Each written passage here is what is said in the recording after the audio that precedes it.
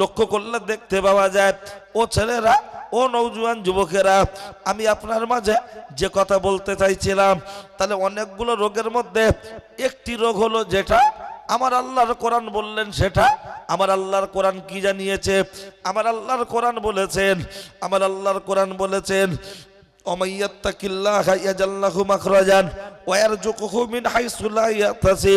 আমার আল্লাহর কোরআন জানিয়েছে, অকরনা ফি বুয়ুতিকুন্না ওয়ালা তাবারাজনা তাবারুজাল জাহিলিয়াতিল উলা, ও নারী জাতেরা, তোমরা কোলার খোলা ছাড়িয়ে অর্ধ উলঙ্গ হয়ে বর্বরতা যুগে নারীদের মতো ঘুরবে না। মা মায়ের মতো পোশাক পরো, বুন বুনের মতো পোশাক পরো।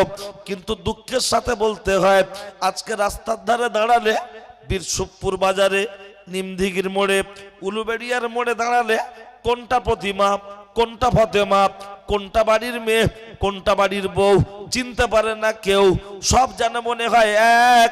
ভালো করে দেখ, ওদের যা ছিরি বে হচ্ছে না ফিরি, ওদের যা ভাব দেখলে মনে হচ্ছে 5 টাকার হাফ। এখন লক্ষ্য করলে দেখতে পাওয়া যায়, মেয়েরা মাথা আঁচড়ালে চিরুনির ফাঁকে ফাঁকে যে চুলগুলো জমা হয়, এগুলো বিক্রি হচ্ছে কি হচ্ছে না? দাম কম না বেশি বাবা? আমি শুনেছি ব্যবসায়ীদের কাছ থেকে কম বেশি 10,000 টাকা কেজি মায়েদের মাথার চুল। মায়েদের পরনে ছেঁড়া শাড়িটা বিক্রি হচ্ছে না হচ্ছে না? পাড়ায় ফেরিওয়ালারা এসে বলছে, শাড়ি দাও, গামলা লাও, শাড়ি দাও, গামলি লাও। বড় ভাই বেরিয়ে গেল। ওই ফেরিওয়ালার সাথে যেন মনে হয় বড় ভাবির আগে 3 বছর সংসার করেছে। ওর মুখের ধারে এসে এমন ভাব করছে, মনে হবে যেন ওর মার পেটের আপন চাস্তো ভাইয়ের ফুফুতো বোনের ছেলে। কোনো পর্দার ব্যাপার নেই। ওই পাড়ায় কিছু ফেরিওয়ালা আসেন, এরকম হয় না? আরে আমি তো লন্ডনের ছেলে না, আমি তো গ্রামের ছেলে, চোখে তো পড়ে। ইনশাল্লাহ খানিকটা সাইজ করে ফেলেছি বলে বলে, ঠিক আছে। তো পায়ের ছেঁড়া জুতোটাও বিক্রি হয় না হয় না? আজ থেকে 20-25 বছর আগে পাড়ায় ফেরিওয়ালারা আসতো, ছেঁড়া জুতো দিলে তার বিনিময়ে কাঁচের গ্লাস, লাল লাল ডিজাইন করা গ্লাস দিত, মনে পড়ে? তাহলে একটা মেয়ের মাথার চুল বিক্রি হলো, পায়ের ছেঁড়া জুতো বিক্রি হলো, পরনে ছেঁড়া শাড়ি বিক্রি হচ্ছে, কিন্তু আপনার মেয়ে আমার বোন হাসিনা, ওর কেন কেউ ফ্রিতে বে করে না? এটা ভাববেন না। খবরের কাগজ সকালবেলা কিনলে সন্ধ্যাবেলা হয়ে যাচ্ছে বাসি, পরের দিন সেটা কেজি ওজনে বিক্রি হয়ে যাচ্ছে না যাচ্ছে না? বাড়িতে মেজে করতে হবে, মিস্ত্রি বলছে খবরের কাগজ লাগবে, বলছে কত করে? বলছে 50 টাকা কেজি। বলছে দূর, সেদিন বিক্রি করলাম সব কত এমনি এমনি, আর তুই 50 টাকা বলছে? লিবি লিবি যা। জ্বালায় পড়ে কিনতে হচ্ছে, রাজমিস্ত্রি বলেছে না কিনলে সব ছাপ ছাপ পায়ের দাগ বসে যাবে। তাহলে খবরের কাগজ পুরাতন হলে বিক্রি হচ্ছে, কিন্তু আপনার মেয়ে আমার বোন, আপনার স্ত্রী আমার মা, তাকে কেউ ফ্রিতে কেন বে করতে চাইছে না? ভাববেন না। বললে বলছে বাবা যুগ জামানা খারাপ, যুগ জামানা খারাপ। কে বলেছে যুগ জামানা খারাপ? রাসূলুল্লাহ বলেছেন, তোমরা যুগ জামানাকে গালি দিও না। যুগ জামানার কোনো পরিবর্তন হয়নি। আগেও সূর্য যেমন উঠতো এখনো তেমন উঠছে, আগেও যেমন ডুবতো এখনো তেমন ডুবছে। যুগ জামানার কোনো পরিবর্তন হয়নি, মানুষের স্বভাব পরিবর্তন হয়েছে। কথা ঠিক কি না? প্রমাণ নিয়ে নেন। বলবেন কি প্রমাণ দেবেন? চলুন দুটো একটা দিই, তারপরে যাচ্ছি। যখন আজকের প্রথম শুরু করেছি, যখন পর্দা হয়ে যাবে জর্দা, অসুবিধা নেই, একটু খেয়াল করে। আর এই লোকজন এলোমেলো থাকলে না, বক্তব্য করে মনে শান্তি হয় না। সব তো বাচ্চা, আর বড়রা যা আছে, ওদিকে 4 জন, এদিকে 5 জন, এদিকে 3 জন। কোনো মাস্টার যদি টিউশনই পড়ায়, এক জায়গায় সব বসে আছে 7, 8, 9, 10, 4টে ক্লাসের একটা একটা করে ছাত্র, ও পড়া ভালো হবে? আর যদি ক্লাস 2 মনে করেন 5 জন। এই সিরাজুল মোবাইল বাজছে, সিরাজুল তো মনে করেন ক্লাস 2 এর 4 জন, ক্লাস 4 এর 4 জন আলাদা আলাদা করে যদি পড়তে বসে তখন দেখবেন ওই পড়াটা ভালো হয়। তো আমি যে বক্তব্য করব সেই বক্তব্য জায়গা থেকে আমি যে আপনাদের বক্তব্যটা দেব সেই জায়গায় বলতে গেলে একটু আমার সাথে আপনাদের কথা বলতে হবে, হ্যাঁ না। এই সিরাজুল তোর মোবাইলটা বাজছে রে, চলেন সবাই মিলে একটু আল্লাহর নামের ধ্বনি দিই, কারো জবান যেন বন্ধ না হয়, ঠিক আছে? আল্লাহর নামের ধ্বনি সকলে মিলে দেব, নারায়ে তাকবীর। আচ্ছা কচি তোমরা কি বলবে না বাবা? তোমার বেটারা বলছে, চাচারা বলছে, কাকারা বলছে, সবাই মিলে একটু বলি। আসলে ইউটিউবে ফেসবুকে অনেক জলসা শুনেছেন, আবার বলবেন হয়তো যে সেদিনকার মতো হুজুর কেমন যেন একটা বক্তব্য করছে। জমি বুঝে চাষ হয়। আপনারা যারা হাটের লাইনের কাজ করেন, যখন সিজন আসে তখন রাত দিন পরিশ্রম করতে মন চায়, আর অফ সিজনে পুরো গা ছেড়ে দেন না হবে। তা এখন আমি তো মনে করছি এটা আমার অফ সিজন, তার কারণ লোক কেউ এরকম করছে, কি দিকে তাকিয়ে আছে, ক্যাটারিং এর চেয়ারে বসে অন্যদিকে মুখ করে থাকলে দেবে? চেয়ে নিতে হবে যে দাও না গো, 2 পিস দাও না। তা অন্তত আমার সাথে একটু আপনারা যদি কথা না বলেন, আমি টাইম ম্যানেজ করে দেবো। আমি যেহেতু জেসিবি গাড়ি মাটি কাটে, দেখেন না ছড়াবে কিন্তু মাটি কেটে দেবে। আর যদি মালটা ড্রাইভারকে 500 টাকা জলপানি খরচা সাইড থেকে মেরে দেওয়া যায়, তখন দেখবেন মাটি ছড়াবে না, কাজটা গুছিয়ে খুব অল্প টাইমে বেশি করার চেষ্টা করবে। কথা ঠিক কি না? তা কমিটি দেবে টাকা, আপনারা একটু দেবেন দেখা, সবাই মিলে আর একটু নড়ে চড়ে, কারো জবান যেন বন্ধ না থাকে, নারায়ে তাকবীর। আর একটু তাবারকে গোশ নেই নাকি রে, আলু সব কি গোশ নেই? কি বলছে না কেন? আছে গোশ, আছে তাবারকে, আছে গোশ। আমাদের তো দেখাতে হবে জোশ, এ যেন মনে হয় ডাল আলু খেয়েছে। সবাই মিলে আল্লাহর নামে ধ্বনি আর একটু দেব। অন্তত যারা বাড়ি শুয়ে আছে ওয়াজ শুনতে হবে না, আমাদের আওয়াজ শুনে উঠে একটু পেশাব করে শুয়ে পড়ুক। সারা রাতের ব্যাপার যদি আবার খাটে ঝেড়ে দেয়,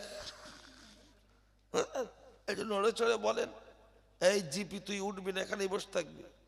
সবাই মিলে আর একটু আল্লাহর নামের ধ্বনি, কারো জবান যেন বন্ধ না হয়। সবাই মিলে 34 বছর বামপন্থের স্লোগান আমরা দিয়েছি, 11 থেকে 24-25 আমরাই দিদি স্লোগান দিচ্ছি, লড়াই লড়াই লড়াই চাই, লড়াই করে বাঁচতে চাই, ইনকিলাব জিন্দাবাদ, নেতারা খাবে আমরা বাদ।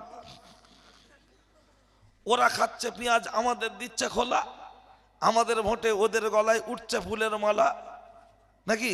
তাহলে যে মুসলমান 34 বছর বামফ্রন্টকে দিতে পারে স্লোগান, 11 থেকে 24-25 দিদির জন্য দিতে পারে, তারা আজকের গ্রামের বাৎসরিক জলসায় বসে কয়েকটা ঘন্টা দিতে পারা যাবে কি যাবে না? চলো একটা জোশ দেখি। হ্যাঁ, অন্তত দিল্লি 4 দোকান পর্যন্ত আওয়াজটা পৌঁছাও, ঠিক আছে? সবাই মিলে নারায়ে তাকবীর। হ্যাঁ, যেই চাওয়ালার কথা বলেছি মনে মনে করছে যদি এনআরসি করে, যেন আওয়াজটা জোর হোক, ঠিক আছে? চলেন। এতক্ষণ পরে মনে হলো যে ঠিক আছে, এবার সব ঠিক থাকবে তো? হ্যাঁ, ব্যাটারি সেল বসে গেছে, ঠান্ডার সময় তো একটু ঠেলে। ও ছেলেরা, ও নওজোয়ান যুবকেরা, ও আমার মুরব্বিয়ান বাপ, অন্যায় হলে আমার করে দেবেন মাপ। বাড়ি তারকেশ্বর বাগ বাড়ি, কথাগুলো বলবো বাড়াবাড়ি, 2-4টে কথা শুনে রেগে যাবেন না তাড়াতাড়ি। আগে রাস্তায় চলতো অটো, এখন পাড়ায় পাড়ায় চলছে টোটো। যদিও গাড়িগুলো দেখতে বড় ছোট, রাস্তায় চলছে বেশি, ভাবিরা চেপে হচ্ছে খুশি, ভিতরে বসে বলছে জেলে দাও আলো। আমাদের পাড়ার লোক যেন মুখ দেখে বলে ভালো, একটু পরে ও কথা তো বলতে হবে, বলো। লক্ষ্য করলে দেখতে পাওয়া যায় একটা মেয়ের মাথার চুল বিক্রি হয়, পরনের ছেঁড়া শাড়িটা বিক্রি হয়, পায়ের ছেঁড়া জুতোটা বিক্রি হয়, কিন্তু আমাদের বাড়ির হাসিনা তার কেউ কেন ফ্রিতে বে করে না? কেন বে করে না? এটা তো আপনাকে আমাকে ভাবতে হবে। কারণ আপনার বাড়িতে মেয়ে আছে, আমারও বাড়িতে বিবাহের উপযুক্ত বোন আছে, সুতরাং আপনাকে আমাকে তো মূল্যায়ন করতে হবে। আর মূল্যায়ন করতে গেলে আমি আপনার মাঝে প্রথম বলে রাখি, একটু খেয়াল করুন, একজন মেয়ে তার রূপ যৌবন চরিত্র তার কেমন গঠন হতে হবে, এর গুরুত্বটা তো প্রথম তাকে বুঝতে হবে। যদি আপনি গুরুত্ব না দেন, আপনার গুরুত্ব কেউ দেবে না, কেউ দেবে না। লক্ষ্য করলে দেখতে পাওয়া যায় আজকের দিনেতে দাঁড়িয়ে ও ছেলেরা, ও নওজোয়ান যুবকেরা, এই পৃথিবীর জমিনে যে জিনিসটা সবচাইতে দাম বেশি, তার তত উন্নত মানের প্যাকেট বেশি, সিল বেশি। যে জিনিসের দাম কম তার দেখবেন সিলও কম। কথা ঠিক না ভুল? কিন্তু লক্ষ্য করলে দেখতে পাওয়া যায় একজন মেয়ে তার রূপ যৌবনের গুরুত্ব তাকে বুঝতে হবে। আজকে নারী হয়ে গেছে আনারি, নারী অবলা, বোঝে না দুবেলা, স্বামীর সাথে করছে ঝামেলা, পাড়ায় করছে ঝামেলা। লক্ষ্য করলে দেখতে পাওয়া যায় একজন মা তার রূপ যৌবনের গুরুত্ব কতটা বোঝানোর জন্য আমি আপনার মাঝে ছোট্ট করে প্রথমে একটু উপস্থাপন করছি। শুনে রেখে দেন, জেনে রেখে দেন ও ছেলেরা, ও নওজোয়ান যুবকেরা। একজন ব্যক্তি জাহাজে করে, একটা গোটা জাহাজ ভর্তি মানুষ রাস্তায় দিয়ে হেঁটে, রাস্তা দিয়ে যেতে যেতে, আপনার রাস্তায় যেতে যেতে যখন জাহাজের কাছে গিয়ে পৌঁছে গেল, সবাই জাহাজে উঠে গেল, আর রাস্তায় জাহাজ, আপনার নদীপথে জাহাজটা যেতে যেতে যখন আপনার সমুদ্রের মাঝ গভীরে চলে গেল, কোনো কারণবশত ওই জাহাজটা ডুবে গেল। আপনার কম বেশি কয়েক শত মানুষ সেই জাহাজের ভিতরে ছিল, সবাই পানির সাথে ডুবে চলে গেল। কিন্তু আল্লাহর কুদরত বোঝা বড় দায়, আল্লাহর কুদরত বোঝা বড় দায়। ওই জাহাজের ভিতরে থাকা একজন মা এবং একজন বাচ্চা, তারা দুজন বেঁচে আছে। একটা তক্তার উপরে বাচ্চা আর বাচ্চার মা দুজন ভেসে ভেসে বেঁচে আছে। একজন দলদস্যু, যাকে গোদা বাংলায় বলা হয় ডাকাত, ওই দলদস্যু চলে আসলো, এসে মেয়েটার কাছে বলছো, নারী আমি কি তোমার ইজ্জত একটু ভোগ করতে পারি?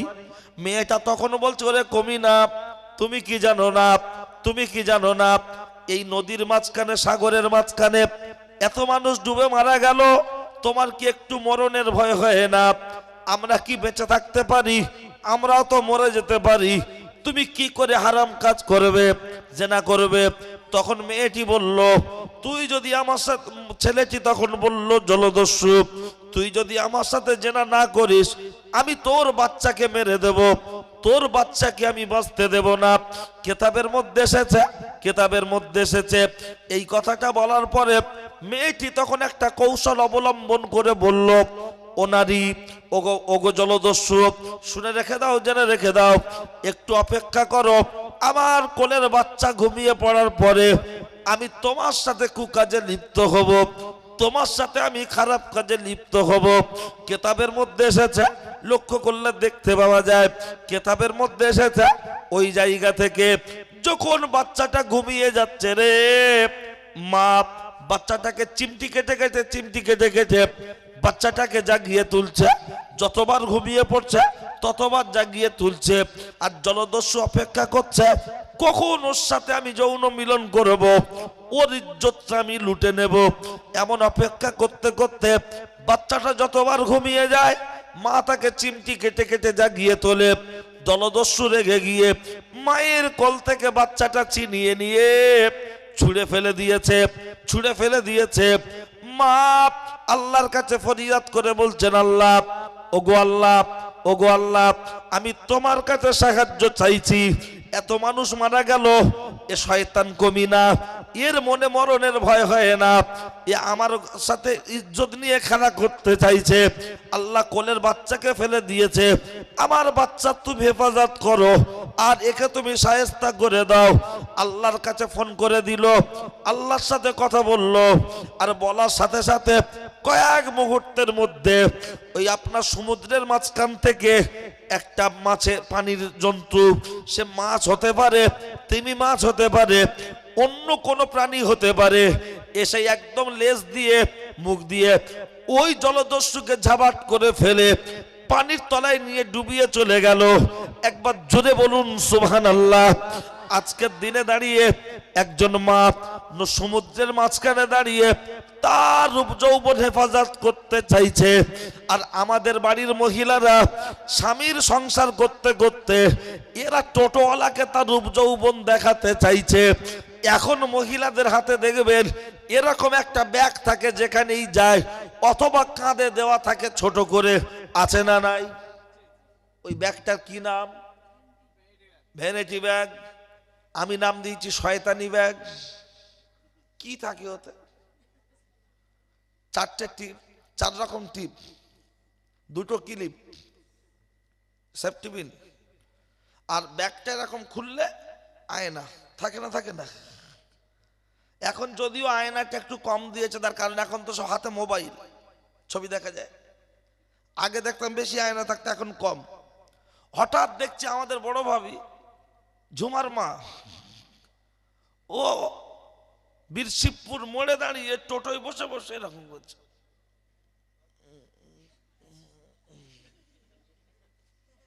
তার মানে ওই যে ভেন্টি ব্যাগ, ওতে আয়না লাগানো আছে, খুলে দেখছে লিপস্টিক ঠিক আছে কিনা, একটু মুছে গেছে, ও টোটোয় বসে আবার লাগিয়ে দিচ্ছে। বউটা আমার পরবে, ও দেখবো আমি না, যা দেখছে টোটোওয়ালা। যেদিন রবিবারের দিন স্বামী ছুটিতে বাড়িতে আছে, বলছে চুল টুল বাঁধো না, খেপি খেপি লাগছে, বলছে চুপ করো, বুড়ো বয়স আবার ঢং করছে। তাহলে স্বামী যদি বুড়ো হয়, ও তো বুড়ি, দুজনের বয়সের তফাৎ 3 বছর, 5 বছর, 7 বছরের, কিন্তু স্বামীর বেলা বলছে বুড়ো বয়স আবার ঢং করছে। আর ও যখন ডাক্তার দেখাতে যাচ্ছে, ও যখন বাপের বাড়ি যাচ্ছে, ও প্লাটিনার মতো চেহারা, কিন্তু এত সাজা সাজছে দেখলে মনে হচ্ছে 8টি আর ডবল ডিশ যাচ্ছে। মাথায় দিচ্ছে ফুল, পাড়ার মানুষকে বলছে এটা আমার মাথার চুল, হাতে নিচ্ছে রঙিন ছাতা, পায়ে দিচ্ছে হিলতোলা জুতো, রং নাম্বারে খাচ্ছে গুতো, আর কাঁধে নিচ্ছে ব্যাগ। আমি কি সুন্দর বাড়ির বউ, তোরা ঘুরে ঘুরে দেখ, আমার টাকায় লিপস্টিক তুই পর, আমি দেখি না। যতক্ষণ বাড়ি আছে দেখলে মনে হবে ওল্ড মডেলের M80 গাড়ি, পরে আছে ছেঁড়া ব্লাউজ আর শাড়ি। আর যখন কোথায় যাওয়ার কথা হচ্ছে, তখন ও সাজতে গুছতে আর ড্রেস করতে সময় লেগে যাচ্ছে 1.5 ঘন্টা। এই দেখো, পড়ে গেলে বিপদ হয়ে যায়। পুকুর টুকুর নেই তো? কি আলোচনা, অসুবিধা লাগছে নাকি? কি ব্যাপার জানেন, আজকে সব জায়গায় দেখছেন না, স্বামী কিছু বললে বলছে কোর্টে তুলবো। এই জন্য যা করবি কর, চলছে তো তাই। আর একজন নারী, ও যদি সোজা হয়, গোটা পরিবার সোজা হবে, কথা ঠিক কি না? স্বামী ইনকাম করার জন্য মাথার ঘাম পায়ে ফেলছে, দৌড়াচ্ছে, আরে স্বামীকে একটু খোঁজ নেবে ফোন করে, ওর সময় নেই। বরঞ্চ স্বামী ফোন করলে আর মেজাজ দিয়ে বলছে রেখে দাও, সে ব্যবসায় ব্যস্ত। তুমি তো তাকে একবার খোঁজ নেবে, খেয়েছো, সাবধানে আসবে, শরীরটা ঠিক আছে, ফোন করার টাইম নেই। ওর বাপের বাড়ি ফোন করে বোনাইয়ের খবর নিচ্ছে। আর এদিকে মৌলী সাহেবের কাছে তাবিজ করতে যাচ্ছে, আমাদের মতো হুজুরের কাছে গিয়ে বলছে হুজুর আমার স্বামী আগের মতো আর নেই। তা ও আগের মতো আছে? ওকেও তো আগের মতো থাকতে হবে। শুধু স্বামীদের দোষ না, এ নারী জাত বোঝে কম, বকে বেশি। আর স্বামীদের বলে তুমি কিচ্ছু বোঝো না, আমি যা বলি তাই শোন। চলুন পরের ধাপে আসছি। মেয়েরা যেখানে আছে ভালো করে শোনো, হ্যাঁ, একটু দেখো না কেমন লাগে। স্বামীরা তো বললে মানো না, ঠিক আছে, তবে কিছু বাড়ির মহিলা আছে মানে, বেশিরভাগ মানে না। ও ছেলেরা, ও নওজোয়ান যুবকেরা, ও আমার মুরব্বিয়ান বাপ, আমার নাম সাদ্দাম, আমার নেই কোনো দাম, কথাগুলো হবে টাইগার বাপ, শুনলে আসবে অনেক কাম, দিতে পারবো না আপনাদের সময়ের দাম। আমি যে কথা বলছিলাম, তাহলে একটা নারীর কথা উপস্থাপন করেছি, তার সাথে আরো একটা নারীর কথা বলবো। ও মাপ মাপ, রাবেয়া বস্ত্রী হয়ে যান, ফতেমাতুজ জোহরার মতো হয়ে যান, রচনা ব্যানার্জির মতো হবেন না, কোয়েল মল্লিকের মতো হবেন না। লক্ষ্য করলে দেখতে পাওয়া যায়, আজকের দিনে দাঁড়িয়ে মুসলমান বাড়িগুলোর দিকে সার্ভে করলে দেখা যায়, মুসলমানদের বাড়িতে মহিলারা তাদের চালচলন কেমন হওয়ার দরকার। একটা পুরুষ মানুষ যদি দেখে, তাকে সেই জায়গা থেকে একটু সরে আসার দরকার আছে না নাই? কিন্তু না না না না না, আমরা যারা মোটরসাইকেল চালাই দেখবেন, হাই রোডে লরি দেখলে সাইডে সরে যায়। তাহলে একজন নারী, ওকেও পুরুষ মানুষ দেখলে সাইডে সরে যাওয়ার দরকার যেমন আছে। আগেকার চাচিরা, দাদিরা, নানিরা, ওরা কোনো পরপুরুষ দেখলে তাদের ধারে কাছে যেত না, দূর থেকে যেত। কিন্তু এখন দেওয়ার হয়েছে ছোটদা, ভাসুর হয়েছে বড়দা, তাই তো গায়ে লাগছে মাঝে মধ্যে কাদা। কিন্তু একজন নারীর রূপ যৌবন কেমন গুরুত্বপূর্ণ ভাবে তাকে রাখতে হবে বলার জন্য হযরত নবী ইসমাইল আলাইহিস সালামের আম্মার কথা বলছি। ও ছেলেরা, শুনে রেখে দাও, জেনে রেখে দাও, আজকের দিনে দাঁড়িয়ে হযরত নবী ইসমাইল আলাইহিস সালামের আম্মা, মেয়েটির নাম হলো হাজেরা। এই আম্মাজান হাজেরা যখন কেবলমাত্র 16-17 বছর বয়স, আব্বা ইন্তেকাল করেছে, মেয়ার মা দুজনে মিলে বেড়াতে যাচ্ছে মিশরে নানার বাড়ি। ওই নানার বাড়িতে হচ্ছিল মেলা। ওই মেলার ভিতর থেকে একজন ছেলে বারবার চোখটা ফেড়ে ফেড়ে ফেড়ে ফেড়ে তাকাচ্ছে। হাজেরা মাকে ডেকে বলছে, মা দেখো দেখো দেখো, ওই ছেলেটি আমার দিকে এমন করে কেন তাকাচ্ছে?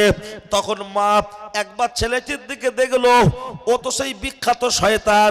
কোন সুন্দরী নারী দেখলে যতক্ষণ তার যৌবন ভোগ না করে, ততক্ষণ পর্যন্ত শান্ত হয় না। ও হলো মিশরের বাদশার সাদর। আমার মেয়ে হাজেরা দেখতে সুন্দরী, এখন এর তো ইজ্জত নষ্ট করে দেবে, এর রূপ যৌবন ভোগ করে ফেলবে। হাতটা ধরে বলছে, চল চল চল, চলে যাই। কেতাবের মধ্যে এসেছে, যখন হাতটা ধরে নিয়ে যখন চলে যাচ্ছে রে, রাস্তায় যেতে যেতে হাজেরা বলছে, মা কি খবর? বলছে এখন বলা যাবে না, চল বাড়িতে, চল বাড়িতে গিয়ে বলবো। যখন বাড়িতে পৌঁছে গেল, সন্ধ্যা হয়ে গেল, রাত একটু বেড়ে যাচ্ছে। হাজেরার মা বসে বসে বসে বসে কাঁদছে। হাজেরার মা যখন বসে বসে কাঁদছে, তখন হাজেরা জিজ্ঞাসা করে, মা তুমি কিসের জন্য কাঁদছো? বলছে, মা আমি কাঁদছি কিসের জন্য? ওই যে ছেলেটাকে দেখলাম, ওই ছেলেটা হলো একজন কুখ্যাত শয়তান, কুখ্যাত বদমায়েশ। ও কোন সুন্দরী নারীকে দেখলে যতক্ষণ পর্যন্ত তার রূপ যৌবন ভোগ না করে, ততক্ষণ পর্যন্ত শান্ত হয় না। তাই আমি টেনশন করছি রে, আমার স্বামী নাই। ও হাজেরা, তোর বাপ বেঁচে নাই, আমার ছেলে নাই, তোর কোনো ভাই নাই, তুই আর আমি একা, চারদিকটা ফাঁকা, কাউকে তো পাবো না দেখা। গভীর রাতের বেলা যদি হামলা করে, তখন আমাদের উপায় কি হবে? এই কথা ভাবতে ভাবতে আমার কান্না চলে আসছে। তখন আম্মাজান হাজেরা বললেন, মা মা মা মা টেনশন করো না, আমি এ ঘরে থাকবো না। বলছে, কোথায় যাবি? বলছে, কেন জঙ্গলে চলে যাব। তখন হাজেরার মা বলছে, রে জঙ্গলে সাপ আছে, বাঘ আছে, সাপ আছে, বাঘ আছে, তোকে কামড়ে দেবে, মেরে মরে যাবি। হাজেরা বলল, মা আমাকে সাপে কামড়ায় আমি মরতে রাজি আছি, বাঘে খেয়ে নেয় আমি তাতেও রাজি আছি। আমার রূপ যৌবন যা কিছু আমার আছে, কেবলমাত্র আমার স্বামী ভোগ করবে। কিন্তু আমার স্বামী ছাড়া অন্য কোনো পরপুরুষ ভোগ করার থেকে আমার মরণ হওয়া অনেক ভালো। একবার জোরে বলুন সুবহানাল্লাহ। মনের উদ্দেশ্য ভালো না খারাপ? তাহলে হাজেরা যদি পরপুরুষের ভয়ে যদি জঙ্গলে চলে যেতে চায় উদ্দেশ্য ভালো বলে, আর আমাদের মার বোনগুলো রাস্তায় রাস্তায় যখন মেকআপ করে ঘুরছে, তাহলে এদের মনের উদ্দেশ্যটা কি? এখন দেখবেন মেয়েদের সব এই ভুরুটা এরকম, কি বলে ওটাকে, ভুরু পেলাপ করছে না। বয়স্ক লোক যারা টাওয়ার পাবে না, যুবকরা বুঝতে পারবে। এই আমার এই ভুরু দেখছেন, আমি তো কলেজে পড়েছি, তা আমার কলেজে একটা মেয়ে বলছিল, ভাইয়া আপনার এই ভুরু রাস্তার বাম্পারের মতো চওড়া, একটু সরু করতে পারেন না? তখন ভুরু পেলাপ আমি বুঝতাম না, তা তখন 3G 4G অত অ্যাভেলেবেল হয়নি, 3G।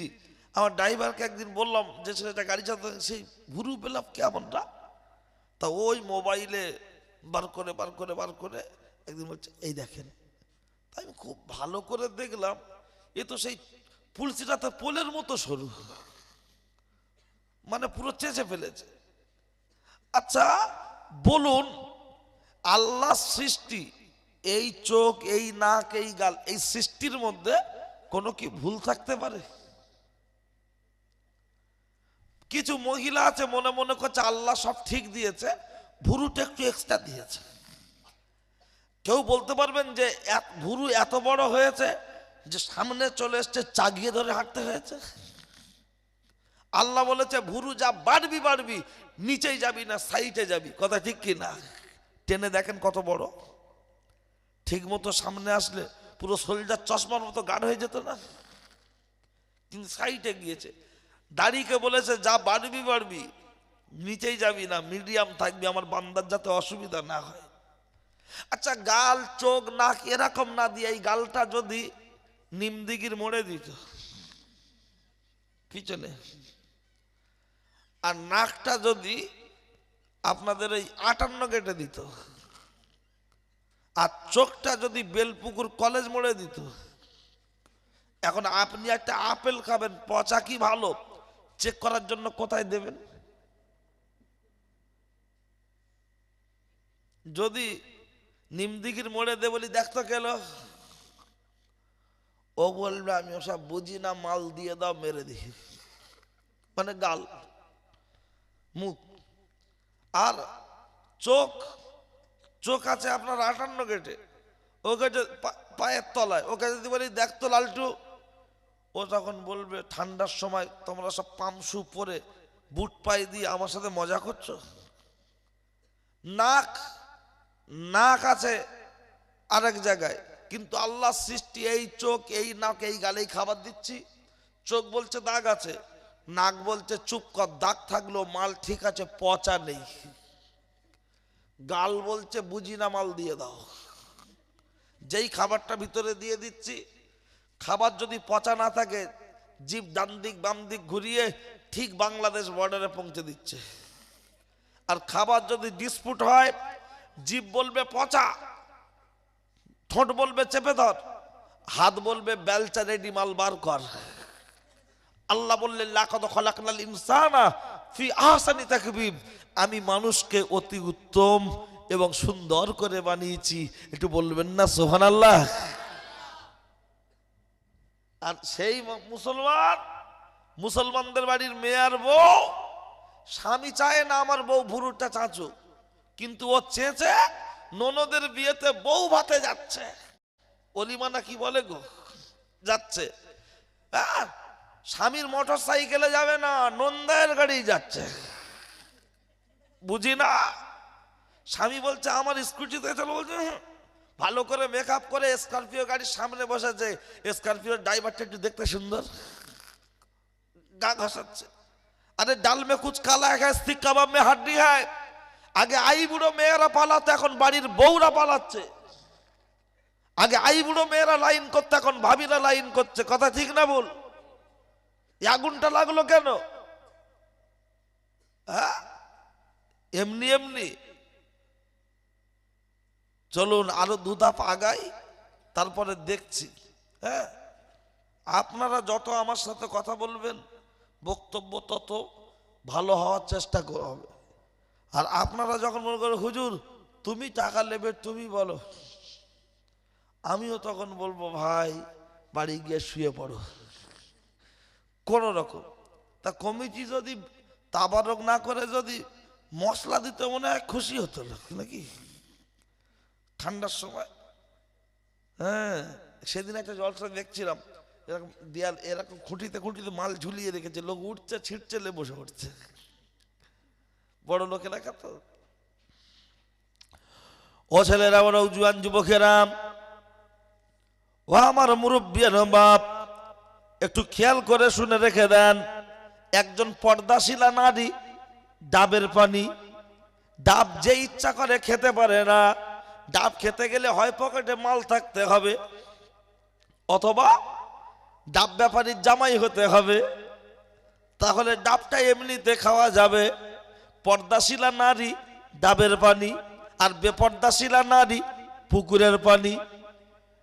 গাড়ি ধোবে এক বালতি লাও, পায়খানায় যাবে এক বালতি লাও, মোটর সাইকেল ধোবে এক বালতি লাও, কিন্তু ডাবের পানি দিয়ে কেউ কি মোটর সাইকেল ধুতে দেবে?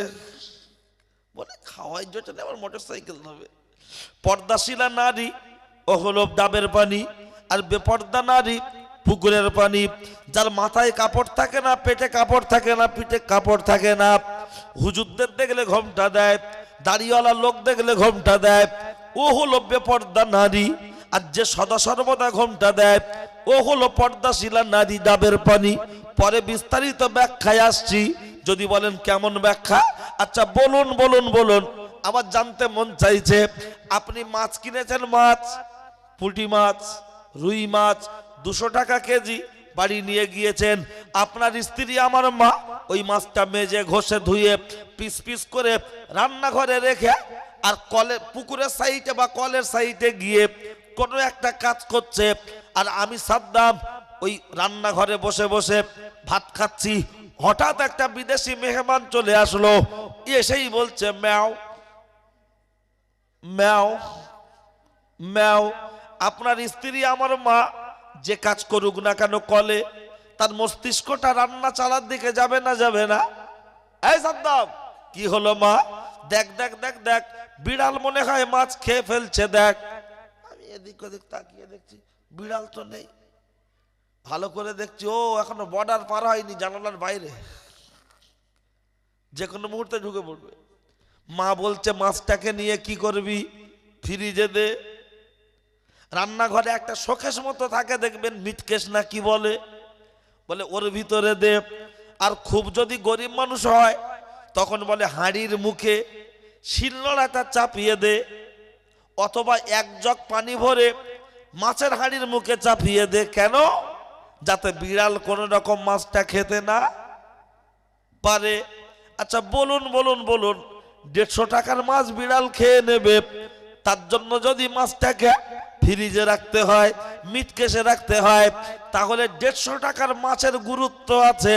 কিন্তু আপনার মেয়ে আমার বোন, আপনার স্ত্রী আমার মা, তার রূপ যৌবনের গুরুত্ব কি আমাদের কাছে নাই? যদি থাকতো, তাহলে মাছ ফ্রিজে রাখছেন বিড়াল যাতে না খেতে পারে, হাঁড়ির মুখে ভারী কিছু চাপিয়ে দিচ্ছেন যাতে বিড়াল খেতে না পারে।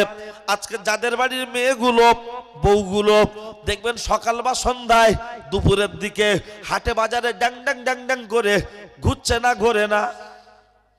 কোথায় যাচ্ছে? ডাক্তার দেখাচ্ছে। কোথায়? ডাক্তার দেখাচ্ছে। বুঝি না। কিছু বাড়ির মহিলা আছে খামাখাই ঘুরছে, খামাখাই ঘুরছে। আহা, আচ্ছা বলুন বলুন বলুন, 150 টাকার মাছ 200 টাকার মাছ বিড়াল খেয়ে নেবে। আজকে যখন হাটে বাজারে মেলাতে, এই জলসা উপলক্ষে দেখবে বিভিন্ন জায়গায় মেলা বা দোকান বসে, বসে না? আশেপাশে জলসা দেখেননি?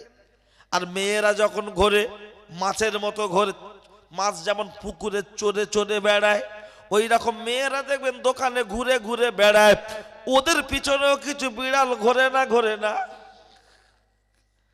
দেখবেন বিড়াল এসে বলছে ম্যাও ম্যাও ম্যাও, ও ভাবি ফোন নাম্বারটা দাও, ম্যাও। মেয়ের মা বলছে আও খাও, গল্প করে যাও, তুমি তো উলুবেড়িয়ার ছেলে, ভয় কাকে পাও? আও খাও, গল্প করে যাও।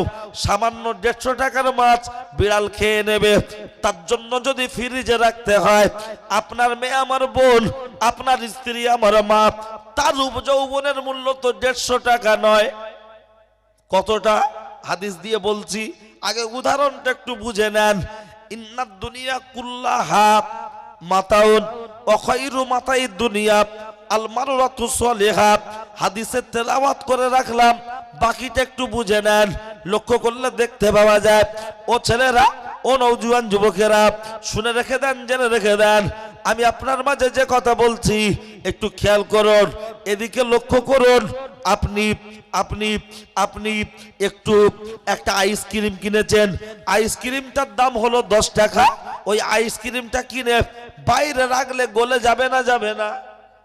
10 টাকার আইসক্রিমটা দিচ্ছে ডিপ ফ্রিজে, কেন? বলছে যাতে কোনো রকম গলে না যায়।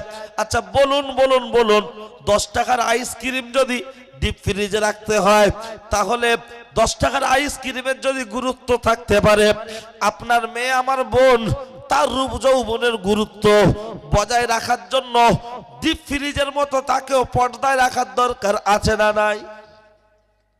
তা আবার বেশি পর্দার কথা শুনে যেন বউকে আর বস্তা চাপা দিয়ে দিও না। হুজুর রাত্রে ওয়াজ করেছে বউকে পর্দায় রাখতে হবে, তা এখন ঘরে মিস্ত্রি কাজ করবে, চালের কাঠামো করবে, তা বাড়িওয়ালা মনে মনে করছে বউকে কোথায় রাখবো, মিস্ত্রি আসলে তো দেখে ফেলবে। তো সেই এরকম বড় একটা ঝুড়ি পাওয়া যায় না, রাজহাঁস রাখলেও মাথা ঠেকবে না, বড় ঝুড়ি জোগাড় করেছে রাত্রে, দিয়ে বউকে ভোরের বেলা ফজরের নামাজ পড়েই বলছে ঝুড়ির মধ্যে ঢোক, হাসবি না কাশবি না। বাড়ির মিস্ত্রি যাতে বুঝতে না পারে তুই এর মধ্যে আছিস।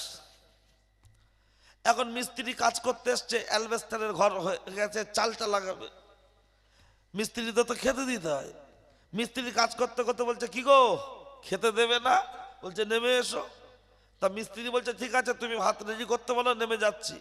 তা মিস্ত্রি উপর থেকে নেমেছে, আর এ দেখছে ভাত খেতে গেলে তো বাসন দরকার, দুটি বাসন ধুয়ে আনি। মিস্ত্রি উপর থেকে নিচেই নেমে ভাবছে এ কি, এর বউ মনে হচ্ছে বাপের বাড়ি গেছে, আর এই এখনো মনে হচ্ছে রাজহাঁসগুলো ছাড়েনি। বলে সেই বড় ঝুড়িটা যেই উঁচু করেছে, দেখছে এই ঝামেলা খাতুনের ভিতরেই বসে আছে। এর নাম কি? পর্দা। পর্দা সৌন্দর্য থাকবে। ও ছেলেরা, আমার জুয়ান যুবকেরা, ও আমার মুরব্বিয়ান বাপ, শুনে রেখে দেন, জেনে রেখে দেন কি কথা বলছিলাম। 10 টাকার আইসক্রিমের গুরুত্ব আছে। 45 টাকা চিনির কেজি। এই চিনি 45 টাকা চিনির কেজি। যে কৌটোর ভিতরে রেখেছেন, ওই কৌটোর ভিতরে যদি পিঁপড়ে ঢুকে যায়, ভিতরটা কষ্ট হয়। স্ত্রীকে মেজাজ দিয়ে বলে চিনিতে পিঁপড়ে ঢুকেছে, ভালো করে ঢাকনা লাগাও না। বলছে ঢাকনা ভাঙা। বলছে নতুন একটা কৌটোর ঢাকনা লাগিয়ে দাও যাতে পিঁপড়ে ভিতরে না ঢোকে। আচ্ছা বলুন বলুন বলুন, তাহলে ওই ঢাকনার কৌটোটার যদি কৌটোর ঢাকনা ভাঙা থাকলে, পিঁপড়ে ঢুকলে যদি ভিতরে কষ্ট হয়, ও চিনির দাম তো 45 টাকা কেজি, তাতে যদি আপনার আমার কষ্ট হয়, বলুন বলুন বলুন, আপনার মেয়ে আমার বোন যে পোশাকগুলো পরছে, দেখবেন চারিদিক দিয়ে সব ঢাকনা ফাটা মতো ফাঁকা আছে না নাই? যে জামাটার নাম পাখি, রাস্তায় দাঁড়ালে কত ছেলে দিচ্ছে ফাঁকি। পোশাকের নাম দিয়েছে কিরণমালা, দেশে এসেছে নতুন বালা, শুরু হয়েছে মরণের পালা। বাড়ির মহিলারা বলছে চাই আমার কিরণমালা, না দিলে তোর ঘরে ঝুলবে তালা। বাংশে শুধু বাসুনতালা। আজকে সমাজে বাড়ির মহিলারা যে পোশাকটা পরছে, যে পোশাক নিচের দিকটা চওড়া, উপরের দিকটা সরু, গায়ে দিলে মনে হচ্ছে একটা গরু। আল্লাহর নবী বলেছেন মান তাশাব্বাহা বিকৌমিন ফাহুয়া মিনহুম। তোমরা ইহুদি খ্রিস্টানদের বিরুদ্ধে উচ্চারণ করো, কিন্তু মুসলমানদের বাড়ির ছেলেরা যে পোশাকটা পরছে, দেখবেন যে প্যান্ট ছেঁড়া বেশি, সে প্যান্টের দাম বেশি। পরছে না পরে না কেন? ছেঁড়া প্যান্ট পরলে কি হবে? আরে নাভি থেকে হাঁটু পর্যন্ত একটা পুরুষের জন্য ঢাকা ফরজ। ইচ্ছাকৃত যদি এর মধ্যে কেউ ছেঁড়া পোশাক পরে, নিজের ইচ্ছাকৃত যদি ছেঁড়া পরে, পুরো ন্যাংটা হয়ে থাকলে যতটা গুনাহ হবে, ওই ছেঁড়া পোশাক পরলে ততটা গুনাহ। ন্যাংটা হয়ে টেনে উঠলে টিকিট ফ্রি, আর ছেঁড়া প্যান্ট পরলে টিকিট দিতে হবে। তাহলে প্যান্ট খুলে রাখার দরকার আছে না নাই? একই ব্যাপার, তো খুলে রাখো, মানে মান সম্মান। হ্যাঁ, তোমার হাঁটু থেকে নাভি এটুকু ঢাকার দরকার, সেটুকু কোন রকম মাঝখানে ইচ্ছাকৃত ছেঁড়া প্যান্ট পরছো, আর ন্যাংটা হলে লোক দেখে ফেলবে, তাই লজ্জা করে না? ডিপ একটা ফ্রিজ কিনবেন, সব ভালো থাকবে, শুধু গ্যাস পাইপটা ভাঙা থাকবে, নেবেন? বলে একটা ফ্রিজের তো গ্যাসটাই তো মেন, গ্যাস ঠিক না থাকলে বরফ জমবে না, বরফ জমবে না, আর বরফ যখন জমবে না তখন মাল তো এমনি খারাপ হয়ে যাবে, সুতরাং ওরকম করা যাবে না। তাহলে কি করতে হবে? তাহলে বলছে না, ডিপ ফ্রিজ কেন, টোটালটা ঠান্ডা ভালো হতে হবে, জমতে হবে। আহা, ওটা বুঝেছেন, কিন্তু একটা পুরুষের নাভি থেকে হাঁটু পর্যন্ত ঢাকা ফরজ, এটা বুঝবেন না। আপনাদের এখানে আজকে জলসার পরিবেশ নেই। আমি ওই পাড়াতে এসেছিলাম, আমাদের নাসিরদের পাড়াতে, যদিও আমাকে একটু শেষের দিকেই রেখেছিল, তারপরেও শেষের দিকে না, তোমার ঠিক মনে নেই, তবে তারপরেও পরিবেশটা ছিল সুন্দর, ওয়াজ শোনার ও বলার মতো। মাঠে হয়েছিল, রাস্তার উপরে না, এটা মাঠে। কি ঠান্ডা সেদিন, প্রচন্ড ঠান্ডা, মাঠটা হালকা ভিজে ভিজে মতো ছিল, কিন্তু একটা পরিবেশ ছিল আলাদা। আর এখানে যেন সেই মনে হচ্ছে যেন দিল্লির মেল দাঁড়িয়েছে, কেউ উঠছে, কেউ নামছে, কেউ বসে আছে, কেউ গল্প করছে। তা ঠিক আছে, আমার যখন হসপিটাল রুগী যখন আছে, আমি যখন নার্স বা ডাক্তার রাত 2টোর সময় এসছে, তো কি হয়েছে, আমি ঘুমিয়ে ঘুমিয়ে ঠিক চ্যানেল ঢুকিয়ে দেবো।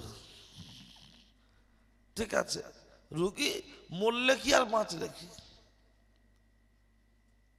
কিন্তু দায়িত্ব নিয়ে যারা ডাক্তার হয়, চাকরি করে, ওরা শপথ নেয় যে আমি শপথ করছি আমি কোনো রুগীর সাথে কখনো দুর্ব্যবহার করব না, ভালো পরিষেবা দেবো। কিন্তু দেখবেন দুটো একটা ডাক্তারের মেজাজ দেখলে সে রুগীর যা সুস্থ হওয়া দূরের যা কারো রোগ বেড়ে যায়। আবার দুটো একটা ডাক্তারের দেখবেন এত সুন্দর ব্যবহার নার্সদের, যার ব্যবহারে ঔষধ খেতে হয় না, মানুষ যেন হাফ রোগ সুস্থ। এমন কিছু ডাক্তার আছে দেখবেন মা ছাড়া কথা বলে না মেয়েদের, এমন কিছু ডাক্তার আছে বয়স্ক লোক গেলে বাবা ছাড়া কথা বলে না, বাবা তোমার কি হয়েছে বলো। আর এমন কিছু আছে যেন মনে হয় ওর সাথে আমাদের মামলা চলছে। তা আমি একটু ম্যানেজ করে নিয়ে বলার চেষ্টা করছি, এরকম পরিবেশে বক্তব্য হয় না বাবু। ও ছেলেরা, ও নওজোয়ান যুবকেরা, ও আমার মুরব্বিয়ান বাপ, শুনে রেখে দেন, জেনে রেখে দেন, আমি আপনার মাঝে যে কথা বলছিলাম তাহলে খেয়াল করুন। ওই জায়গায় দাঁড়িয়ে ও ছেলেরা 50 টাকা চিনির যখন কথা বলেছি, তার সাথে এই পর্দার কথাটা যখন বলেছি, একটু খেয়াল করুন, লক্ষ্য করলে দেখতে পাওয়া যায় এই পর্দা প্রসঙ্গ বলতে গিয়ে আমি বললাম হাজেরা বলল, মা আমি বাড়িতে থাকবো না। বলছে কোথায় যাবি? বলছে জঙ্গলে চলে যাব। মা বলছে যা, বেরিয়ে যা। যখন মেয়ে জঙ্গলে চলে যাচ্ছে রে, হাজেরার মা আল্লাহর কাছে ফরিয়াদ করছে, আল্লাহ আমার মেয়ে তোর জঙ্গলে সাপ, বিচ্ছু, রয়েল বেঙ্গল টাইগার আমার মেয়ের যেন লোমে স্পর্শ না করতে পারে। আল্লাহ তোমার কাছ থেকে আমি গাইবি মদত চাইছি। মা এই কথাটি বলল, হাজেরা আস্তে করে দরজা ঠেলে গেল চলে, মাকে গেল বলে। যখন চলে যাচ্ছে রে, অনেকক্ষণ হয়ে গেল, রাত একটু বেড়ে গেল, আর কিছু সময় পরে কারা যেন চারিদিক থেকে ঘরটা ঘেরাও করে ফেললো। ঘরটা ঘেরাও করে ফেলে বলছে, হাজেরা আয়, বেরিয়ে আয়। জাল থেকে মাছ বেরিয়ে যেতে পারে, কিন্তু পুকুর থেকে তো বেরোতে পারবে না। আয় চলে আয়, আয় চলে আয়। তখন আম্মা জান হাজেরা তো ঘরে নাই, আওয়াজটা কে দেবে? অনেকক্ষণ অপেক্ষা করছে, যখন কোনো আওয়াজ আসছে না দেখে ওই ঘরের দরজায় জোরে জোরে জোরে জোরে আঘাত করতে লাগলো, জোরে জোরে জোরে জোরে আঘাত করতে লাগলো। আম্মা জান হাজেরার মা দরজাটা খুলে দিয়ে বলল, বাবারা তোরা আমার গায়ে স্পর্শ করিস না, তোদের কি দাবি দাবা আছে বল। তখন ওই কথাটা শুনে ওইরা বলল, তোর মেয়ে কোথায় বল। বলল, আমার মেয়ে এই দরজাটা খুলে কোথায় গেল চলে, আমাকে যাইনি বলে আমি মেয়ের পরিচয় দিতে পারবো না। গোটা ঘরটাকে চিরুনি তল্লাশি করলো, যখন হাজেরাকে খুঁজে পাওয়া গেল না, হাজেরার মায়ের কে মাথা চুলটা ধরে এত পরিমাণ মারে, গা থেকে রক্ত ঝরে। যখন রক্ত ঝরছে রে, বলছে বল, তোকে মেরে দেবো, তোকে বাঁচতে দেব না, তোর মেয়ে কোথায় বল। হাজেরার মা বলল, আমার জীবন যাই জীবন যাবে, আমি জীবন দিয়ে দেব, মেয়ের সতীত্ব নষ্ট হতে দেব না। এই আমার মেয়ে কোথায় গেছে আমি বলবো না। হাজেরার মায়ের পায়ে দড়ি বেঁধে টানতে জেলখানায় বন্দি করে দেয়া হলো। যখন জেলখানায় বন্দি করে দেয়া হলো, রাত শেষ হয়ে গিয়ে সারাদিন চলে গেল, কয়েকটা দিন অতিবাহিত হয়ে গেল। আম্মাজান হাজেরা জঙ্গলে চুরি করে জীবন যাপন করছে। মনে বড় ভয়, আমাকে যদি দেখে ফেলে।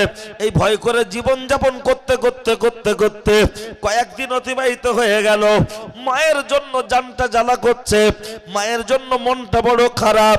হঠাৎ করে হাজেরার মনে হলো একটু বাড়িতে যাই। টুক করে গভীর রজনীতে মা যে ঘরে থাকে, হাজেরাদের যে ঘর, ওই ঘরের পাশে চলে আসলো। জানালার পাশে মুখ লাগিয়ে বলছে মা মা মা মা। হাজেরা কোনো সাড়া শব্দ পাচ্ছে না। হাজেরা মনে করছে রাত গভীর হয়েছে, তাই মনে হয় মা ঘুমিয়ে পড়েছে। রাত গভীর হয়েছে, মা মনে হয় ঘুমিয়ে পড়েছে। ঠিক আছে, ঘরের ভিতরে যাই। ঘরের ভিতরে গিয়ে গোটা বিছানাকে সার্চিং করছে, কোথাও যখন মাকে খুঁজে পাওয়া গেল না, হাজেরা কান্নায় ভেঙে পড়েছে। ওগো আল্লাহ, আমি হাজেরা, আমার মার আমাদের কোনো ভাই নাই, কোনো বোন নাই, আমার তো বাপ বেঁচে নাই, আমি আর আমার মা। কিন্তু মাকে আমি খুঁজে পাচ্ছি না, কোথায় গেলে পাবো আমার মা? আল্লাহ, তোমার কাছে আমি সাহায্য চাইছি। হাজেরার মনে পড়ে গেল, এই পাড়ার শেষে আমার মায়ের একজন বান্ধবী আছে, খালা, একটু তার কাছে যাই, যদি মায়ের সন্ধানটা পাই। কেতাবের মধ্যে এসেছে, লক্ষ্য করলে দেখতে পাওয়া যায়, খালামার বাড়ির পাশে গিয়ে বলছে খালা খুলে দেবে দরজা জানালা। আমি তো হতভাগিনী হাজেরা। খালামার দরজাটা খুলে দিয়ে বলল, বাবারা বাবা, ও হাজেরা জোরে কথা বলিস না, চুপ কর, একদম জোরে কথা বলিস না। হাজেরা বললেন কেন? বলছে শুনে রাখ ও হাজেরা, গোটা চারিদিক থেকে মিশরের বাদশা তার পোশাক কুত্তারা তোকে খুঁজে বেড়াচ্ছে। এখন তোকে খুঁজে বেড়াচ্ছে, কিন্তু তোর গলার আওয়াজটা যদি পেয়ে যায়, আমার চোখের সামনে থেকে তোকে তুলে নিয়ে যাবে, ধর্ষণ করবে, তোর ইজ্জত যৌবন ভোগ করবে। তাই চুপ কর। হাজেরার মাথাটা বুকে চেপে ধরলো, বলছে খালামা, আমার মা কোথায় বলো? হাজেরার মায়ের বান্ধবী খালা বলেছিল, আমি চামড়ার চোখে দেখিনি, আমি লোকের মুখে শুনেছি। আমি চামড়ার চোখে দেখিনি, আমি লোকের মুখে শুনেছি। যখন তোকে খুঁজে পেল না, যখন তোকে খুঁজে পেল না, তখন তোর মায়ের পায়ে দড়ি বেঁধে টানতে জেলখানায় বন্দি করে দিয়েছে। এখন বেঁচে আছে কি মারা গেছে বলতে পারবো না, এখন খবর জানি না।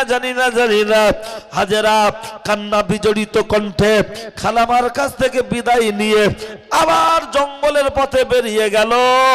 যখন বেরিয়ে গিয়েছে, কেতাবের মধ্যে এসেছে, রাস্তায় যেতে পেটে ক্ষুধা, শরীরে ক্লান্তি, চোখে তন্দ্রা, আর হাঁটতে পারে না। সাগরের পাশে একটি গাছের গায়ে হেলান দিয়ে বিশ্রাম করছে। আর যখন বিশ্রাম করছে, ঘুমিয়ে পড়েছে। স্বপ্নেই দেখতে পাচ্ছে বিশাল বড় একটা সাগর, ওই সাগরে একটি নৌকা চেপে আছে তিনজন। একটা হলো হাজেরা, মা আর আব্বা নৌকাটা চালাচ্ছে। জোরে ঝড় এসেছে, নৌকাটা টলমলো করছে। আব্বা পড়ে গেছে, মা উঠে নৌকার হাল ধরেছে। ঘুমটা ভেঙে গেছে, চোখটা খুলে দেখছে সর্বনাশ, সর্বনাশ সর্বনাশ কি হলো রে? মিশরের বাদশার পোষা কুত্তারা তিন দিক থেকে ঘিরে ফেলেছে, 1 2 3, শুধু পিছন দিকটায় ফাঁকা, ওদিকে কেউ যাবে না কাকা। কেন কেন কেন কেন?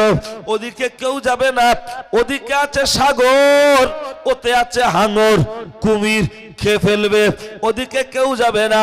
তিন দিক থেকে চেপে চেপে চেপে চেপে বলছে হাজেরা হাজেরা হাজেরা, ও হাজেরা এবার তুই কোথায় যাবি রে? চলে আয়, আমাদের হাত থেকে আর তোকে কে বাঁচাবে? হাজেরা বলল আল্লাহ বাঁচাবে। আমাকে নিয়ে তোরা কি করবি? বলছে আমাদের বাদশা তোকে নিয়ে একটু এনজয় করবে, তোকে নিয়ে একটু ফুর্তি করবে। তখন আম্মাজান হাজেরা বললেন, গো আমি সাগরে ঝাঁপ দেবো, জীবন যায় জীবন যাবে, আমি জীবিত অবস্থায় মিশরের বাদশার বাড়িতে যেতে চাই না। একবার জোরে বলুন সুবহানাল্লাহ। যেই হাজেরাকে ধরতে গেছে, হাজেরা আল্লাহু আকবার বলে নদীতে ঝাঁপ দিয়ে দিল। এরা উপরে দাঁড়িয়ে দাঁড়িয়ে বলছে, খেপি একটুখানি ইজ্জত দেওয়ার ভয়ে নিজের জীবনটাই শেষ করে দিলি, উঠে আয়। কিন্তু না, যত দিন যাচ্ছে, সময় যাচ্ছে, তত দূরে চলে যাচ্ছে। হ্যাঁ গো, চারিদিকে খবর হয়ে গেল হাজেরা বেঁচে নাই, হাজেরা মারা গেছে।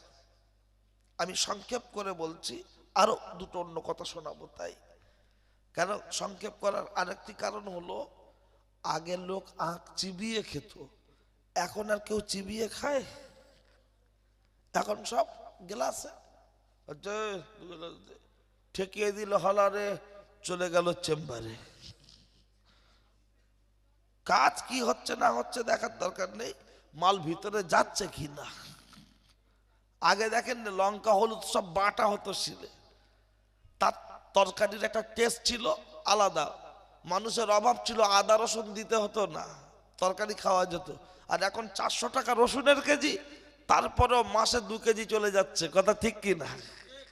বলছে তরকারি তো মজা হচ্ছে না। এখন তো সব নরেন্দ্র মোদী বলেছে, আমি ক্ষমতায় এলে পেয়ে যাবে আচ্ছে দিন, নাচতে থাকো দিন দিন, টাকা দিতে হবে না, ক্যাশ, সবাই নিয়ে নাও গ্যাস। বাড়িতে গ্যাস পৌঁছে গিয়েছিল, মনে আছে?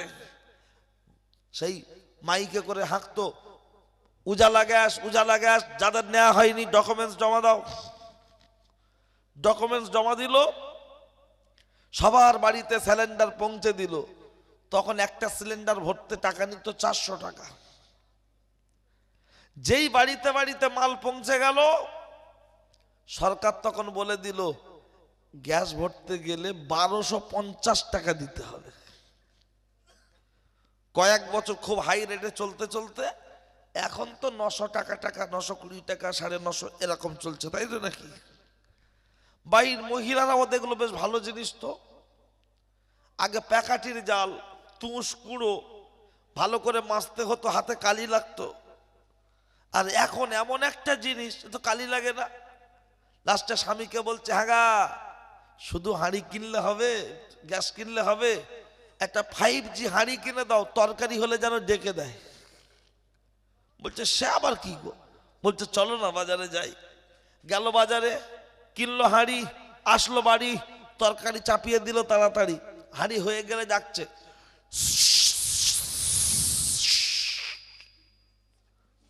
Pressure cooker. বড় ভাবি নামিয়ে নাও, নামিয়ে নাও, আবার আওয়াজ দিচ্ছে, মেজো ভাবি গিলে নাও, খাচ্ছার এরকম। দেওয়ার বলছে ভাবি ভালো আছো? বলছে জান খারাপ। দেওয়ার বলছে একটু কম খাও। বলছে কি খাই? দুপুরবেলা ভাত খাই, রাত্রে 2টো রুটি খাই। দেওয়ার বলছে গোশ কম খাও। বলছে ভাই শরীর ভালো না, মাত্র 2 পিস গোশ খাই, চর্বি বাদে, সপ্তাহে 1 দিন। আর ভাবির শ্বশুর অর্থাৎ আমার বাপকে জিজ্ঞাসা করো, চাচা শরীর ভালো আছে? বলছে আলহামদুলিল্লাহ। চাচা খাওয়া দাওয়া ঠিক আছে? তখন ভাবি জানালা থেকে মুখটা গলিয়ে বলছে কার কথা বলছে? আমার শ্বশুর। ও কথা বলুনি, 76 বছর বয়স, এখনো যা দি সব মেরে দিচ্ছে ধান কল। আর 27 বছরের ভাবি ও খেতে পারে না। কথা বাস্তব কি বাস্তব নাই? ডাক্তার বলে দিয়েছে সব মানা, সব পরে আসছি চেক আপ। হ্যাঁ, রক্ত টেস্ট হচ্ছে না এখন, ঠিক আছে। কি আপনাদের ঘুমটুম লাগছে নাকি? একদম মরা। আমি এত বছর জলসা করছি, আজকে সবচাইতে যেন একদম মানে কেমন যেন একটা এলোমেলো পরিবেশ। কিছুদিন আগে আরেকটা জলসা এসেছিলাম বাগনানের কাছে, সেখানে গিয়ে এরকম মনে হয়েছিল বক্তব্য করতে করতে পরিবেশ তৈরি হয়েছিল, কিন্তু এখানে পরিবেশ তৈরি হওয়ার কোনো লাইন নেই। সব বাচ্চা কাচ্চা, একটু যদি মধ্যবয়স না, কজন বড় তো সব বাচ্চা। একটু বড়রা যদি 20-30 জন না থাকে, কমিটি যারা তারা এখন তাবারক নিয়ে ব্যস্ত। কারণ আবার দেবে একটু পরে ফিট সিন্নি হাতে হাতে দিয়ে দেবে, যার জন্য কিছু করার নেই। আসলে যারা ঠাকুর গড়ে ওরা ডোবায় না, দেখেন না রাস্তায় অন্য লোক কিনে নিয়ে গিয়ে ধর্মীয় রীতিনীতি মেনে তারা ঠাকুর বিসর্জন দেয়। আমাদের ছেলেরা যারা জলসা দেয় এরা খুব একটা শোনে না, এরা ম্যানেজমেন্ট করতে ব্যস্ত থাকে। তা কন্ডিশনটা সে একই জায়গায়, ঠিক আছে। হ্যাঁ, চলেন সবাই মিলে আর একবার তাকবীর দিই, তারপর আবার যাবো নারাই তাকবীর। দেখেছ কোনো গাড়ি চলতে চলতে রানিং গাড়ি ব্যাটারি জীবনে কোনো সেলফ নেয় না, এরকম হয়? গাড়ি গিয়ে রেখে দিল, 2 দিন স্টার্ট করেনি, দেখছেন সেলফ হচ্ছে না, কি ব্যাপার? পায়ে মেরে ঠেলে স্টার্ট করে গ্যারেজে নিয়ে গেল, মিস্ত্রি দেখে বললো ব্যাটারি ডেড হয়ে গেছে। তা আমি এই 1.5 ঘন্টা বকছি, এখনো তাকবীর দিচ্ছি আল্লাহু আকবার, যেন করোনা হয়েছে। হ্যাঁ, যেন বলে দিয়েছে করোনা হয়েছে, জোরে কথা বললে লোক মারবে, ঠিক আছে। মেয়েরা চলে গেছে না আছে? আছে, ওদের একটা তাবিজ দিয়ে যাও আজকে সাগরে, তাই তো। আর আমরা আছি এখন বীর শিবপুরে। লক্ষ্য করলে দেখতে পাওয়া যায় হাজারা নদীতে পড়ে আছে সাগরে 2 দিন, 5 দিন, 10 দিন, 15 দিন, 16 দিন, 17 দিন নদীতে পড়ে আছে সাগরে। আপনারা দেখেছেন হুগলি নদীতে বড় বড় জেলেরা জাল বসায়, দেখেছেন বড় বড় ড্রাম ভাসে, দূর থেকে মনে হয় কি যেন একটা আছে, কি যেন একটা আছে। একটা জাল 100 ফুট 150 ফুট লং, বড় জাল বসিয়ে আছে, মাছ ধরছে, জোরে টেনে তুলছে, মাছ পড়েছে, মাছ তুলেছে, টেনে তুলে দেখছে মাছ নয়, একটা নিতার বডি।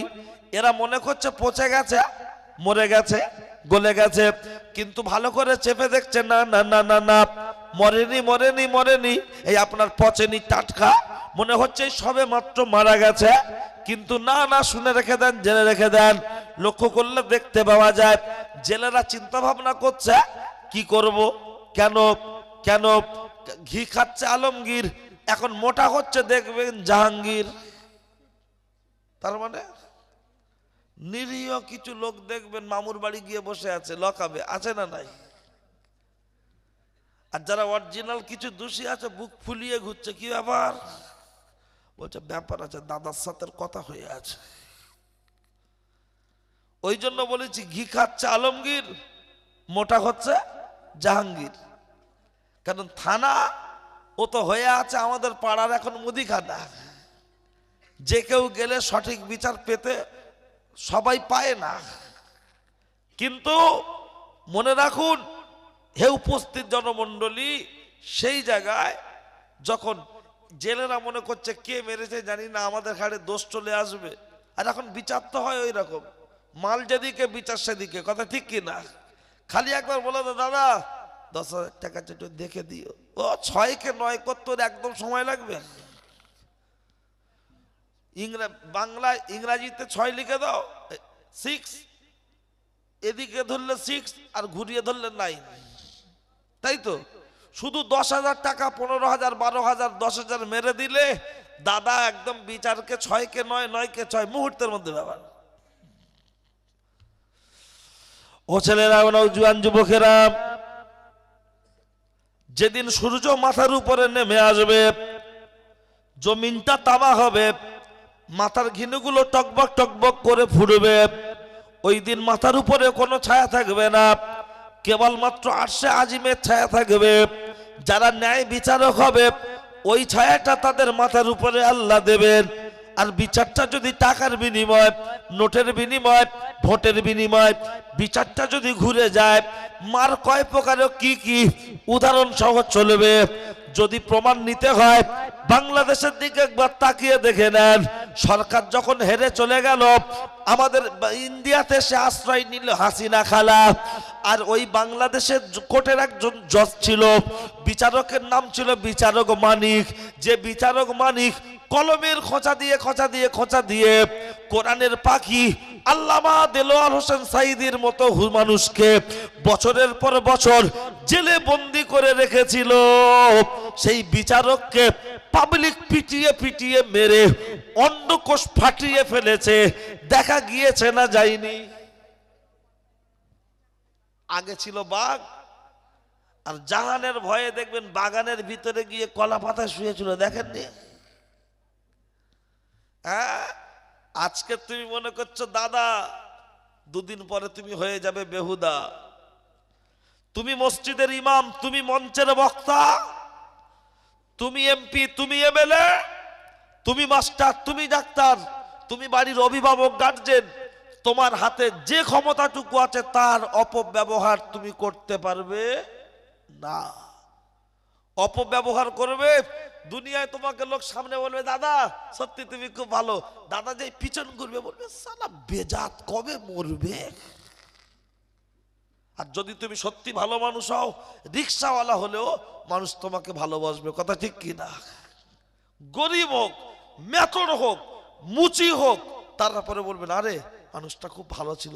গরিব হতে পারে, মন ভালো ছিল, ব্যবহার ভালো ছিল। তাই কবি বলেছেন পাখি উপরে উড়িয়া যায়, নিচে থাকে ছায়া, মানুষ চলিয়া যায়, থেকে যায় শুধু মায়া।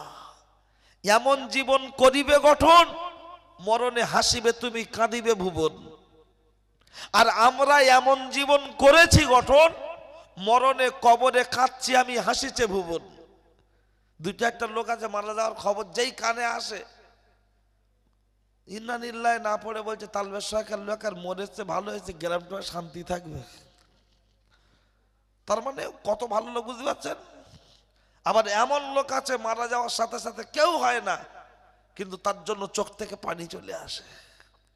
তাই ব্যবহার এমন হতে হবে যেন আমার আচার আচরণ, ব্যবহারটাই যেন মানুষের মন জয় করে থাকতে পারে। এটাও একটা ইবাদত।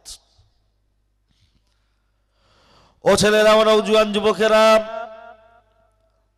ও আমার মুরব্বিয়ান বাপ, শুনে রেখে দেন, জেনে রেখে দেন। আমি আপনার মাঝে যে কথা বলছিলাম আমি ভুলে যাইনি, মনে আছে। তাহলে 17 দিনের দিন টেনে তুললো, তোলার পরে দেখলো একটা নিতর বডি।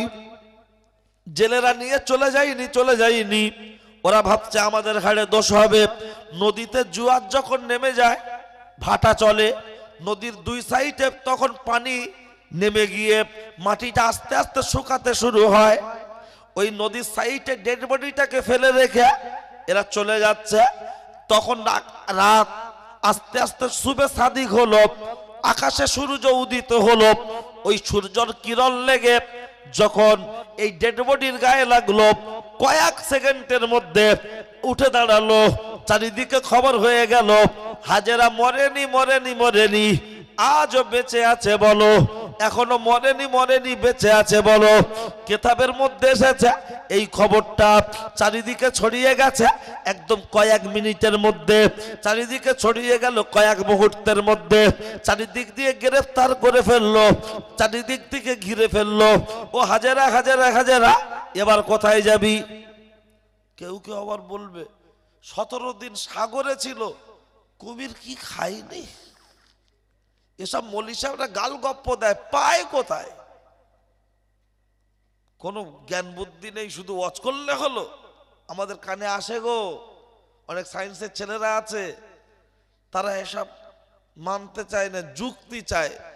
এই প্রসেনজিৎ 5 তলা ছাদ থেকে ঝাঁপ দিল, পুকুরে ডুব দিল, নায়িকার হাত ধরলো, 3 মিনিটে কালকা মেলে উঠে বোম্বাই পৌঁছে গেল, রাস্তায় গুপগাপ অ্যাকশন হলো, তারপরেও দেখবেন চশমাও খোলে না, 5 তলা থেকে ঝাঁপ দিল, পায়েও চোট হয় না। কেউ কি কোনোদিন বলেছে ও দাদা উপর থেকে ঝাঁপ দিলে পায়ে লাগে না তো?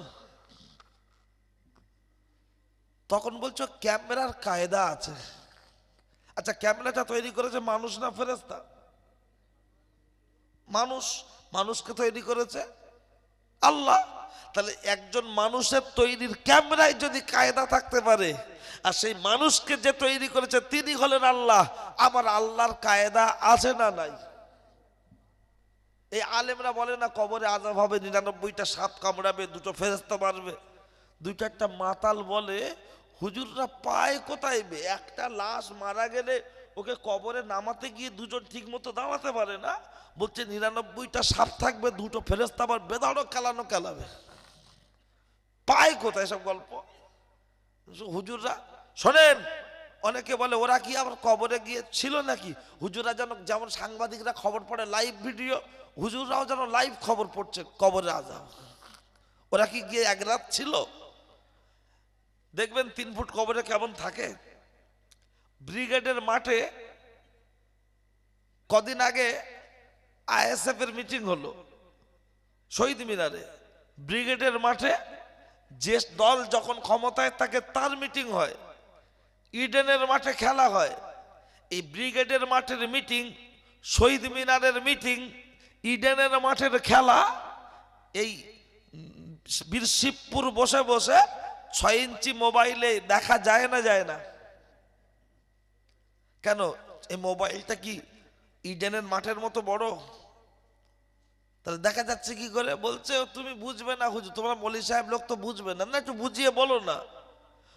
তাহলে মোবাইলটা তৈরি করেছে ইঞ্জিনিয়ার। ইঞ্জিনিয়ার সে মানুষ না জেন?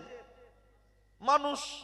তাহলে মানুষের তৈরি করা মোবাইল, এই 6 ইঞ্চি মোবাইল বাদ দেন, জিও মোবাইলের 2 ইঞ্চি ডিসপ্লে, ব্রিগেডের মাঠের মিটিং, ইডেনের মাঠের খেলা, শহীদ মিনারের আইএসএফ এর মিটিং, টোটালটা দেখা যাচ্ছে 2 ইঞ্চি মোবাইলের ডিসপ্লে। মোবাইল তৈরি করেছে মানুষ, মানুষকে তৈরি করেছে আমার আল্লাহ। তাহলে মানুষের তৈরি যদি ব্রিগেডের 5 লাখ দর্শক, ইডেনের মাঠের 50,000 দর্শক 2 ইঞ্চি মোবাইলে দেখা যেতে পারে, ওই মানুষকে তৈরি করেছে আমার আল্লাহ। আমার আল্লাহ ইচ্ছা করলে 3 ফুট কবরে 99টা সাপ কেন, গোটা পৃথিবীটাকে ঢুকিয়ে হাজেরাকে পানির তলায় 17 দিন কেন, 17 বছরও রাখতে পারেন কি পারেন না? আসলে যুক্তি দিলে কঠিন জিনিসও সহজ মনে হয়। রাস্তায় একটা ছেলে একটা আন্ডা কুড়িয়ে পেয়েছে, আন্ডা, ডিম। তা বলছো হুজুর ডিমটা তো হারাম হবে, যদি বেচে খৈনি কিনে খাই কেমন হবে? মনে মনে করছে মোল সাহেব যদি একটু ঘুরিয়ে দেয়। এই তো কমিটি ছিল, তোমাদের তাবারক প্যাকেট হয়ে গেছে? হ্যাঁ, তোমার শুধু বলছে এরকম হয়েছে জানো তো? ঠিক আছে, হ্যাঁ ঠিক আছে। এই তো লোকজন, সমস্যা কিছু নেই, ঠিক আছে। হ্যাঁ, না হয় আমরা বসে থাকবো, হাতে হাতে দেবে, বাড়ি চলে যাবো। ও ছেলেরা, ও নওজোয়ান যুবকেরা, জিপি খুলে না সব। ও ছেলেরা, ও নওজোয়ান যুবকেরা, শুনে রেখে দেন, জেনে রেখে দেন কি কথা। আম্মাজান হাজেরা এমন করে যখন আপনার এমন করে চারিদিক থেকে ঘিরে গ্রেফতার করা হলো, বাদশার বাড়িতে নিয়ে যাওয়া হলো। বাদশার বাড়িতে নিয়ে যাওয়ার পরে যখন হাজেরা খুব কাঁদছে, একজন বয়স্ক মহিলা বলছে খা। হাজেরা বলল খাবো না। বলছে কেন? বলছে আমার গায়ে, আমি বেঁচে থাকা অবস্থায় মিশরের বাড়ির বাদশার মাল কিছু খাবো না। বলছে একটু খা। বলছে না খাবো না। বারবার যখন জোর করা হচ্ছে, তখন হাজেরা বলল আমার মায়ের কি